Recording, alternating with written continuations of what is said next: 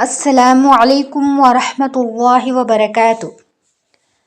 حضور صلی اللہ علیہ وسلم کا دست مبارک۔ حضور صلی اللہ علیہ وسلم کے دست مبارک پھیرتے ہی نابینا بینا ہو گیا۔ مرواح بن مقتل ایک آدمی کا نام تھا۔ ایک سید حسنہ قاہرہ میں رہتے تھے۔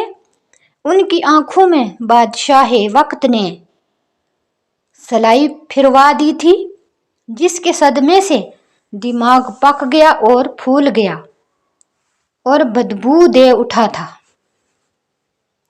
آنکھیں بہہ گئی تھی اور بیچارے اندھے ہو گئے تھے۔ ایک عرصہ بعد آپ کا جانا مدینہ منورہ ہوا اور روضہ اطہر کے قریب کھڑے ہو کر اپنا حال زار بیان کیا۔ جب سوئے تو خواب میں حضرت محمد صلی اللہ علیہ وسلم